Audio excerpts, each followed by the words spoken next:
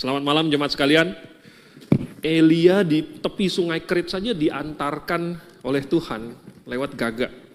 Masa saya nggak diantarkan minum?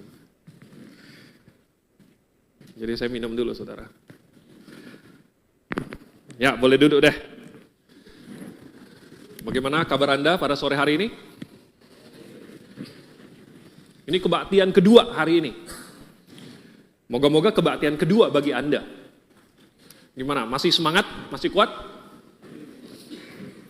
Walaupun secara fisik kita bisa menurun, bisa melemah. Tapi semangat roh kita itu tidak boleh melemah. Amin saudara.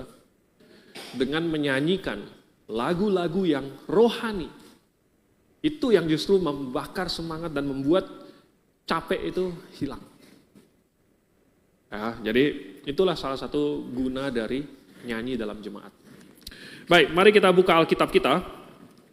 Di dalam Hakim-Hakim pasal yang ke-16. Hakim-Hakim pasal 16. Ini mungkin satu perikop yang sudah terkenal karena dari sekolah minggu sudah diceritakan. Kita akan membaca, mungkin tidak semuanya, ayat 15 sampai 31. Itu hampir selesai ya. 15 sampai 31. Kita akan baca, saya akan baca supaya cepat. Supaya cepat, saya akan baca ayat 15 sampai 31. Silakan jemaat memperhatikan. Berkatalah perempuan itu kepadanya, bagaimana mungkin engkau berkata, aku cinta kepadamu, padahal hatimu tidak tertuju kepadaku. Sekarang telah 3 kali engkau mempermain-mainkan aku dan tidak mau menceritakan kepadaku. Karena apakah kekuatanmu demikian besar? Lalu setelah perempuan itu berhari-hari merengek-rengek kepadanya dan terus mendesak-desak dia, ia tidak dapat lagi menahan hati sehingga ia mau mati rasanya. Maka diceritakannya lah kepadanya segala isi hatinya. Katanya, kepalaku tidak pernah kena pisau cukur, sebab sejak dari kandungan ibuku, aku ini seorang nazir Allah. Jika kepalaku dicukur, maka kekuatanku akan lenyap daripadaku, dan aku menjadi lemah dan sama seperti orang-orang lain. Ketika dilihat Delila bahwa segala isi hatinya telah diceritakannya kepadanya, disuruhnya lah memanggil raja-raja kota orang Filistin. Katanya, sekali ini lagi datanglah kemari, sebab ia telah menceritakan segala isi hatinya kepadaku. Lalu datanglah raja-raja kota orang Filistin itu kepadanya sambil membawa uang itu. Sesudah itu dibujuknya Simson tidur di pangkuannya. Lalu dipanggilnya seorang dan disuruhnya mencukur ke7 rambut jalinnya. Sehingga mulailah Simson ditundukkan oleh perempuan itu, sebab kekuatannya telah lenyap daripadanya. Lalu berserulah perempuan itu, orang Filistin menyergap engkau Simson. Maka terjagalah ia dari tidurnya, serta katanya, seperti yang sudah-sudah, aku akan bebas dan akan meronta lepas. Tetapi tidaklah diketahuinya bahwa Tuhan telah meninggalkan dia. Orang Filistin itu menangkap dia, mencungkil kedua matanya dan membawanya ke Gaza. Di situ ia dibelenggu dengan 2 rantai tembaga dan pekerjaannya di penjara ialah menggiling. Tetapi rambutnya mulai tumbuh pula sesudah dicukur. Sesudah itu berkumpullah raja-raja kota orang Filistin untuk mengadakan perayaan korban sembelihan yang besar kepada Dagon Allah mereka dan untuk bersukaria, kata mereka.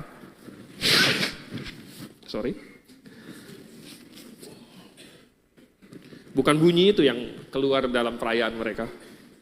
Telah diserahkan oleh Allah kita ke dalam tangan kita, Simson musuh kita. Dan ketika orang banyak melihat Simson, mereka memuji Allah mereka sambil berseru, telah diserahkan oleh Allah kita ke dalam tangan kita, musuh kita, perusak tanah kita, dan yang membunuh banyak teman kita.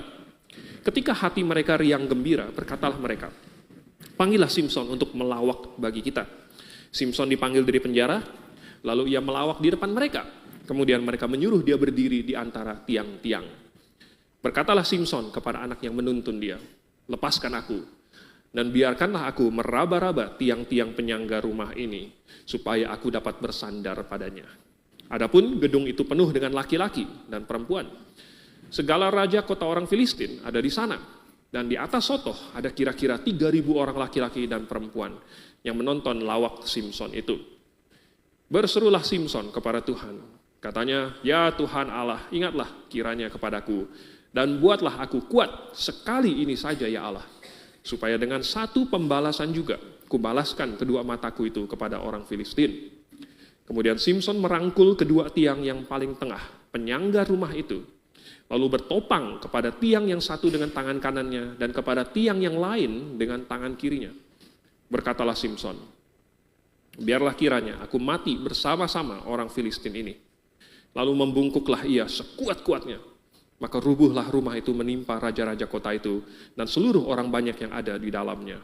Yang mati dibunuhnya pada waktu matinya itu lebih banyak daripada yang dibunuhnya pada waktu hidupnya. Oke, mari kita berdoa.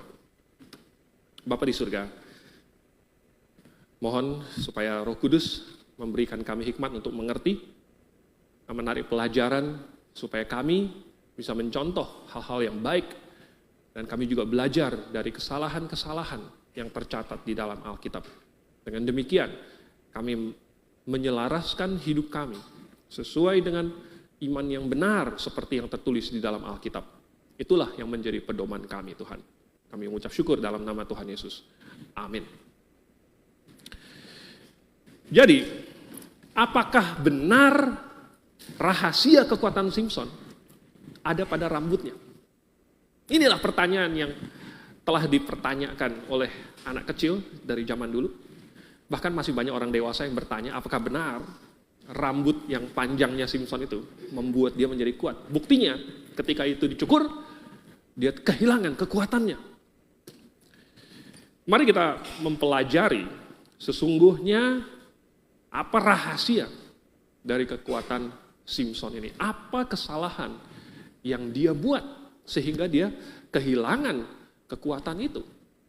Dan ya, nanti kita akan belajar hal-hal yang indah sekali. Nomor 1, kita bisa belajar dari Simson tentang kesombongannya.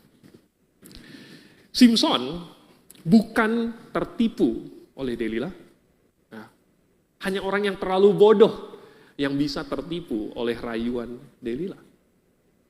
Sebenarnya Simson bukan orang bodoh. Dia sudah pengalaman, dia sudah malang melintang, dia ketemu gadis-gadis Filistin, dia sudah tahu sifat-sifat mereka.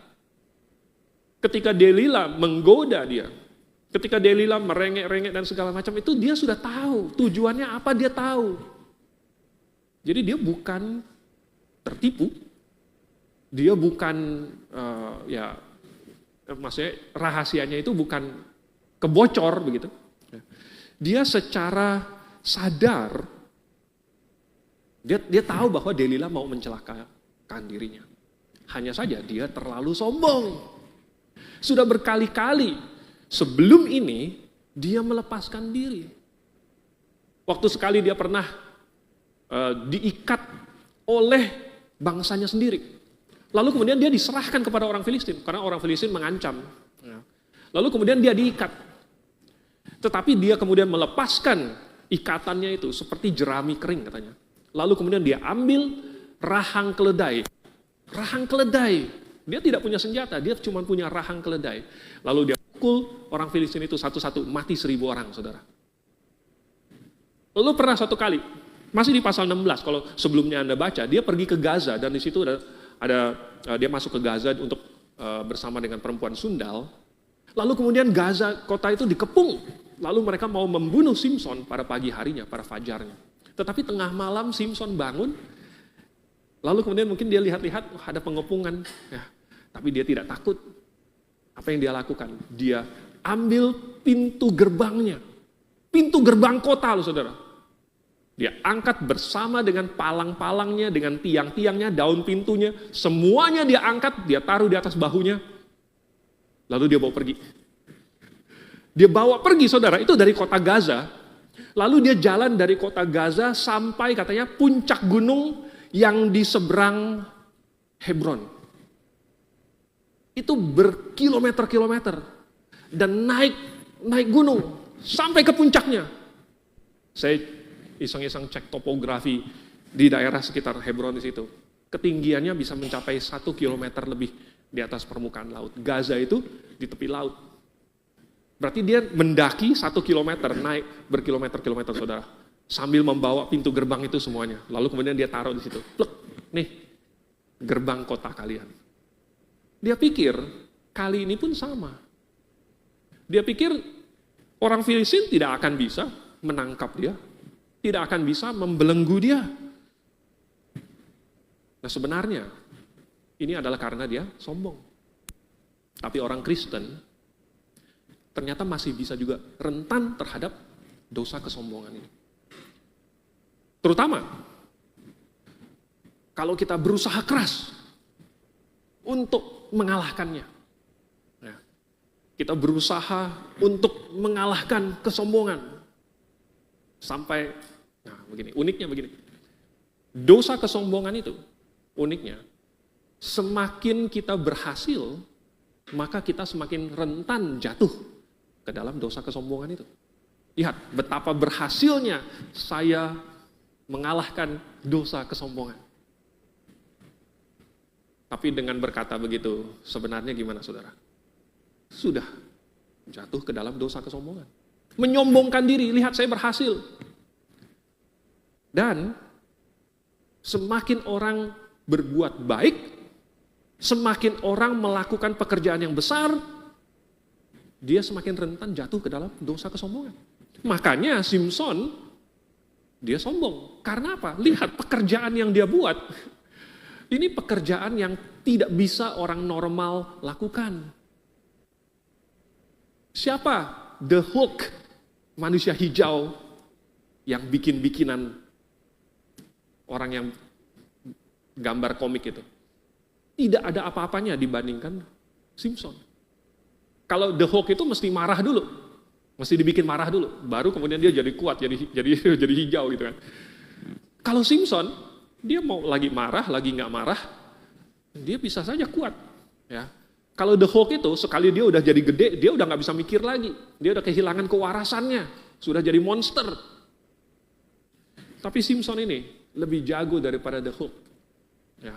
Dia cuma kalah satu daripada Superman, cuma nggak bisa terbang aja. Tapi dia punya kekuatan seperti Superman. Oleh sebab itu karena dia melakukan pekerjaan-pekerjaan yang besar, maka dia menjadi sombong. Dia pikir dia sudah hebat. Dia pikir tidak ada yang bisa mengalahkan dia.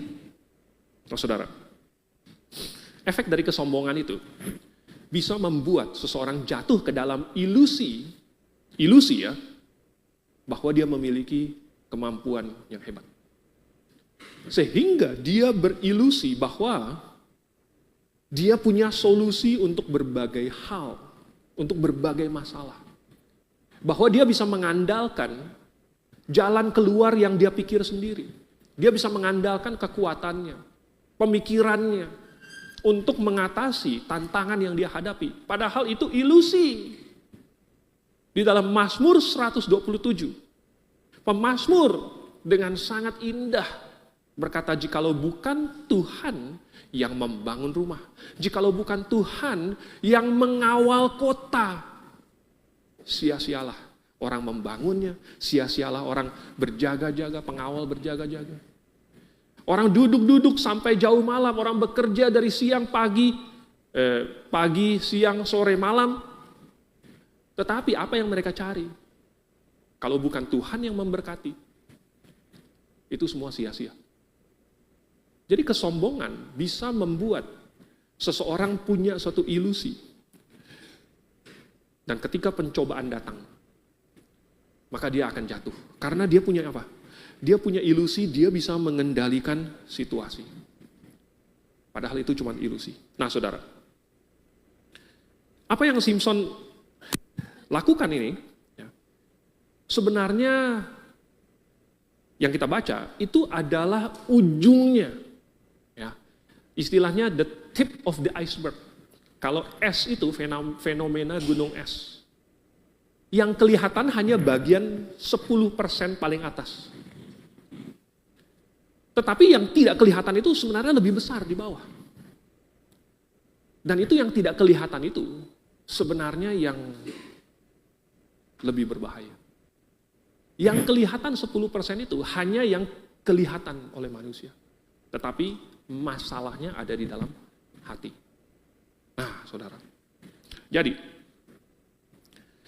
firman Tuhan memberikan nasihat. Supaya orang ketika menghadapi pencobaan, dia tidak sombong. Maka, nasihat firman Tuhan adalah supaya lari dari pencobaan itu. Lari. Di dalam 1 Korintus 6 ayat 18, Paulus bilang apa? Flee fornication. Larilah. Terjemahan ITB itu, jauhilah perzinahan. Disuruh berlari. Bukan disuruh, ayo berdiri, gitu ya, berdiri, tahan. Enggak, disuruh lari. Apa itu? Perzinahan. Perzinahan itu adalah segala sesuatu yang porno, ya, yang tidak senonoh, yang tidak kudus. Itu semua sangat-sangat banyak di zaman sekarang ini. Di dunia yang sekarang, kita dibombardir oleh dunia ini, oleh hal-hal yang jorok, oleh hal-hal yang tidak pantas. Tetapi, nasihat firman Tuhan, lari. Bagaimana cara larinya? Sedangkan godaan itu datang menghampiri kita. Maka kita harus bisa memblokir. Maka kita harus bilang, saya tidak mau. Saya mau singkirkan, saya mau jauhkan. Kalau ada teman yang membawanya, saya tidak mau ikut. Saya tidak mau melihat, saya tidak mau mendengarkan. Jangan bicarakan itu di depan saya. Jangan ajak-ajak saya mau lari. Nafsu orang muda, penyembahan berhala, larilah, jauhilah itu. Coba kita buka 1 Korintus, pasal yang ke-10. Ayat yang ke-12.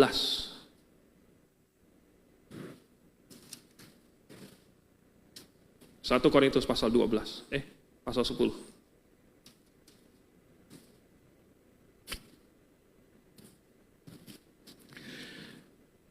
Ada satu ayat yang seharusnya Simson perhatikan.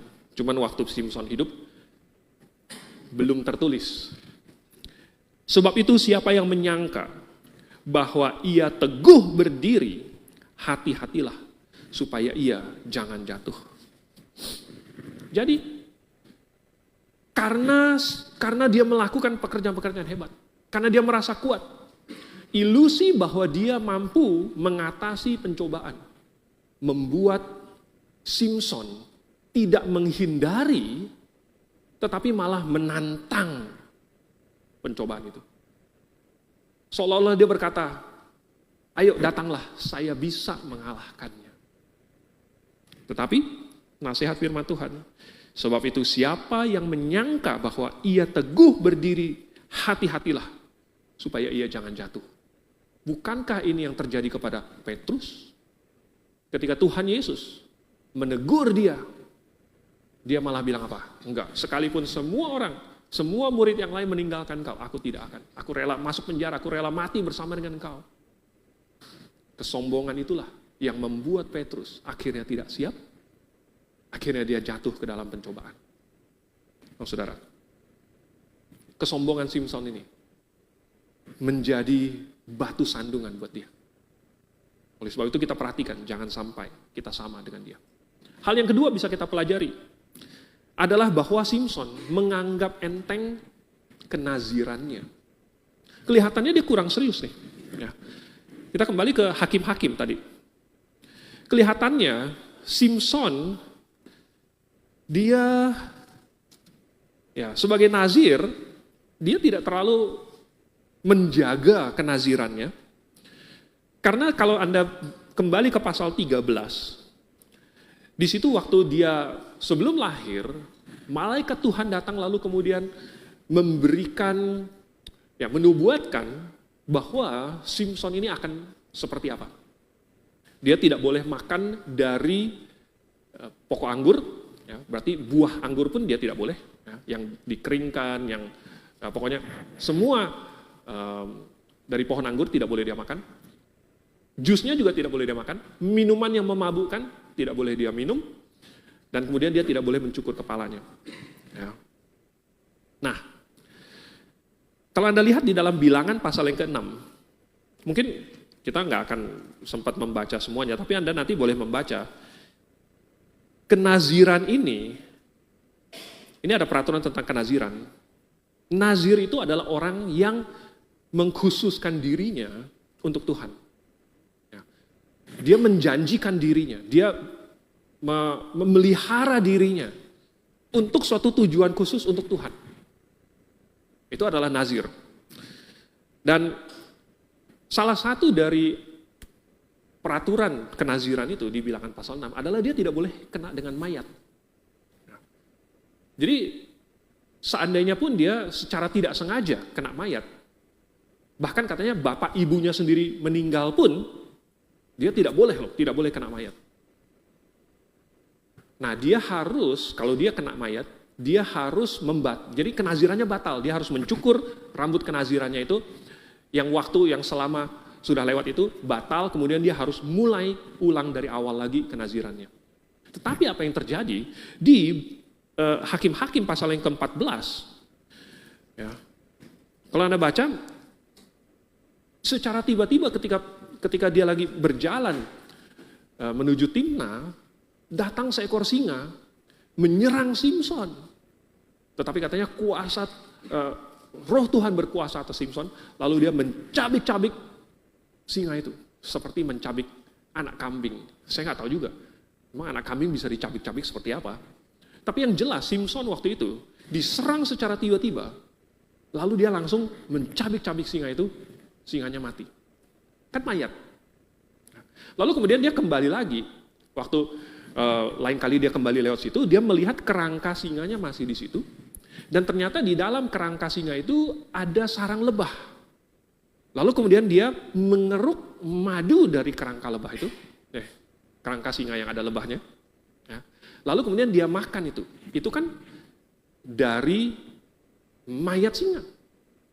Dia kasih kepada orang tuanya, tapi dia tidak kasih tahu apa yang telah dia lakukan, dari mana dia dapat madu itu. Karena kalau dia kasih tahu, pasti orang tuanya langsung bilang, waduh ini kamu telah melanggar sumpah kenaziran kamu. Kamu telah melanggar peraturan. Tapi dia kelihatannya tidak begitu peduli. Ya, dia menganggap bahwa, walaupun saya menyentuh mayat, tapi saya masih punya kekuatan. Jadi dia pikir, ya enteng saja. Enteng. Lalu kemudian, di pasal ke-16, dia pergi ke Gaza. Lalu kemudian dia main dengan perempuan sundal. Apa tujuan dari peraturan-peraturan kenaziran ini? Bukankah harus menjaga diri dari dari pohon anggur, dari minuman memabukkan, dari mayat? Bukankah itu semua lambang dari memelihara kekudusan dirinya? Itu cuma lambang. Tetapi yang dilakukan oleh Simson itu malah melanggar hakikatnya. Dia malah main dengan perempuan sundal. Lalu kemudian sampai terakhir, dia membeberkan rahasia kenazirannya, bahwa rambutnya tidak boleh dicukur. Dia beberkan itu kepada Delila. Dan dia secara sadar membiarkan Delila mencukur rambutnya. Sekali lagi, dia bukan ketipu, dia bukan diguna-guna, dipelet. Dia sadar dan dia tahu apa yang dia lakukan. Hanya dia menganggapnya terlalu enteng. Maka ketika dia membiarkan rambutnya dicukur, genaplah sudah ketidakpedulian Simson terhadap kenazirannya, terhadap janji yang dia pernah buat kepada Tuhan, kepada misi yang Tuhan punya untuk dia. Dan karena dia meninggalkan Tuhan, maka Tuhan pun meninggalkan dia. Jadi rahasia dari kekuatan Simson bukan pada rambutnya. Rahasia kekuatan Simson ada pada Tuhan. Yaitu ketika roh Tuhan berkuasa atas dirinya. Ketika Tuhan memakai dirinya. Ketika dia sedang melakukan pekerjaan Tuhan. ketika dia melaksanakan misi kenazirannya. Di Hakim-Hakim pasal 13 ayat yang kelima, di situ dikatakan bahwa dia, dengan dia, Tuhan akan mulai menyelamatkan bangsa Israel. Tuhan sebenarnya mau pakai Simson untuk menghukum bangsa Filistin, untuk menghakimi bangsa Filistin, sekaligus menghakimi bangsa Israel. Tetapi itu ternyata dianggap enteng, dianggap remeh, dan sudah dilupakan, ditinggalkan oleh Simson. Sehingga dia pun ditinggalkan oleh Tuhan. Nah, demikian juga anak-anak Tuhan. Kalau kita meninggalkan Tuhan, ya jelas Tuhan akan meninggalkan kita. Masalahnya kita sebagai anak-anak Tuhan seringkali kita tidak sadar, kita mengentengkan bahwa kita adalah seperti Kristus. Kita harusnya menjaga kekudusan karena kita seperti Kristus. Kita seharusnya menjaga hati kita dengan segala kewaspadaan. Karena dari dalam hatilah terpancar kehidupan. Dan dari dalam hatilah muncul segala sesuatu. Ucapan kita, pikiran kita, perbuatan kita, semuanya muncul dari hati. Kalau kita malas, itu timbulnya dari hati. Kalau kita giat, kalau kita mengasihi Tuhan, itu timbulnya dari dalam hati.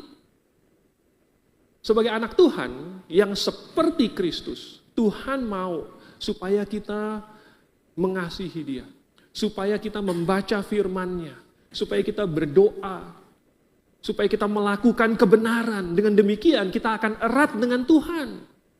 Dan selama kita erat dengan Tuhan, maka Tuhan akan membawa kita kemana Dia mau, bukan kemana kita mau, kemana Tuhan mau. Dan kemana Tuhan mau, maka kita akan melakukan sesuatu untuk Tuhan. Dan Tuhan pakai.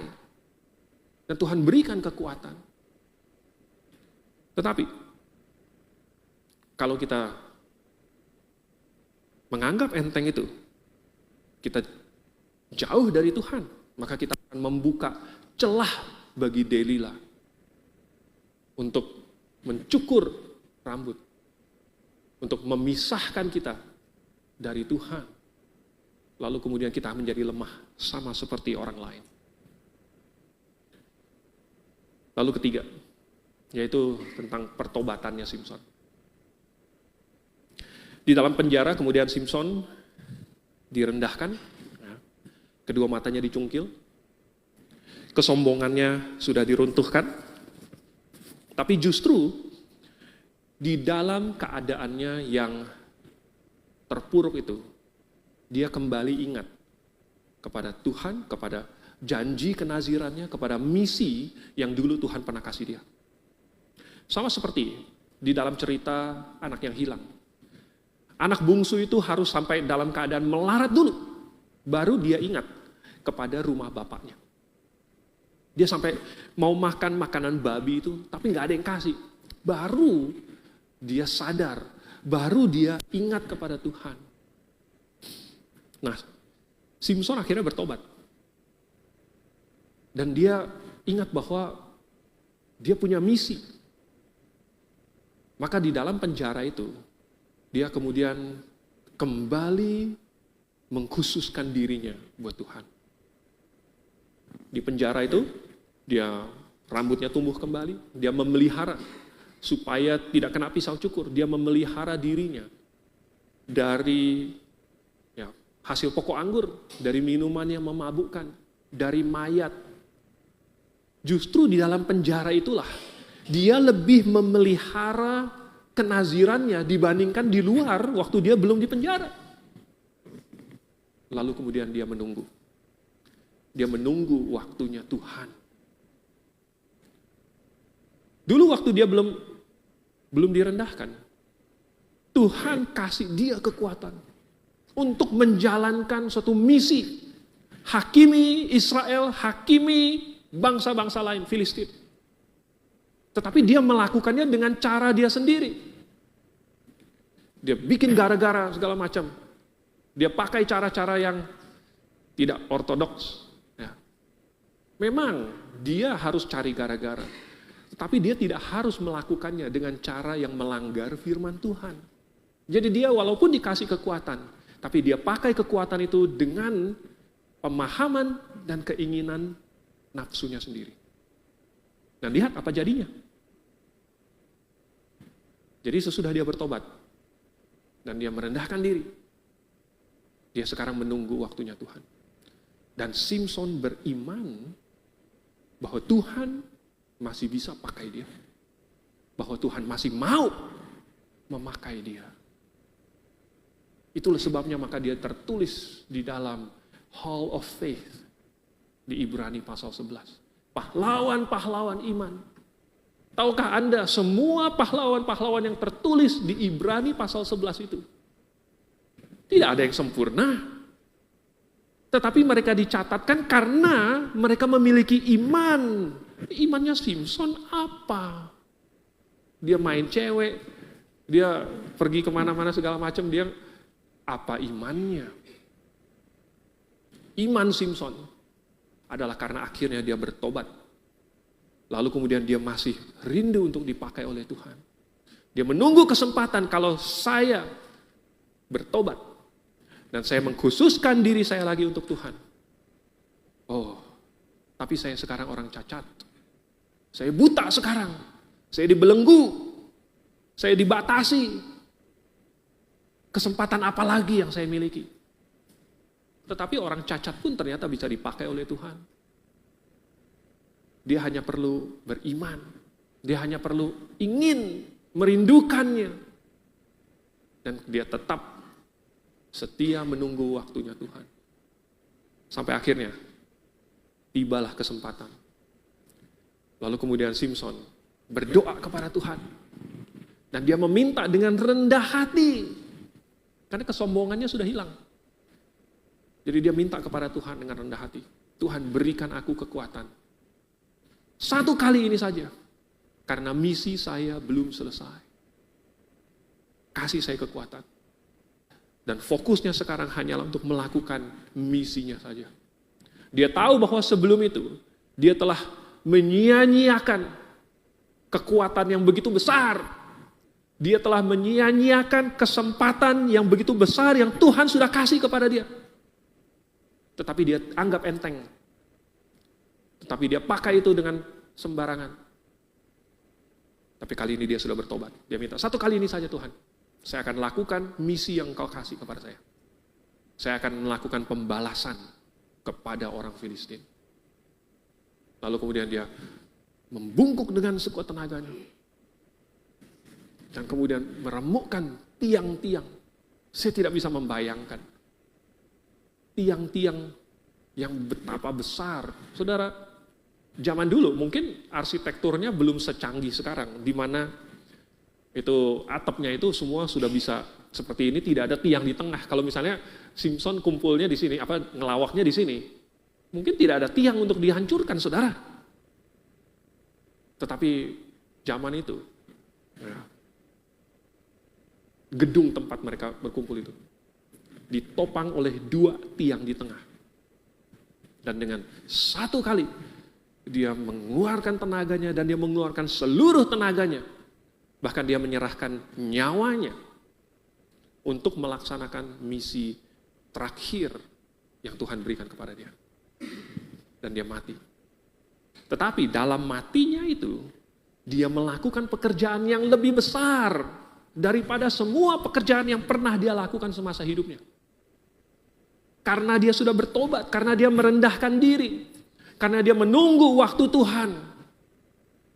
Karena dia tahu bahwa kenaziran dia, bahwa dia mengkhususkan dirinya, bukan supaya dia bisa melakukan kehendaknya sendiri, tetapi supaya Tuhan bisa melakukan kehendaknya lewat diri dia.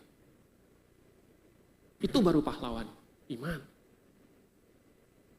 Nah, saya pikir kita di sini semua tidak ada yang sempurna. Tetapi Tuhan memberikan kesempatan kepada orang yang mau merendahkan diri dan bertobat, lalu kemudian menunggu waktu Tuhan. Dan kalau dia mengkhususkan dirinya untuk Tuhan, maka Tuhan bisa memakai dia. Mari kita tundukkan kepala. Kita berdoa. Bapa di surga, kami tidak mau menjadi sombong atau kami tidak mau lupa akan identitas kami, bahwa kami adalah anak-anak-Mu yang membawa Engkau kemanapun kami pergi, dan yang memancarkan nama-Mu dan kemuliaan-Mu kepada teman-teman, keluarga kami. Tetapi kami ingin, apapun yang terjadi, kami selalu ingat bahwa kami adalah duta besar bagi Tuhan. Dan kami punya misi. Oleh sebab itu Tuhan, biarlah kami mengkhususkan diri kami jaga diri kami dari hal-hal yang dapat mencemarkan kami, supaya kami bisa berfokus kepada misi yang Engkau berikan kepada kami masing-masing. Biarlah para pahlawan iman yang telah mendahului kami itu menjadi contoh dan teladan buat kami, supaya iman mereka juga bisa kami warisi. Dalam nama Tuhan Yesus kami berdoa. Amin.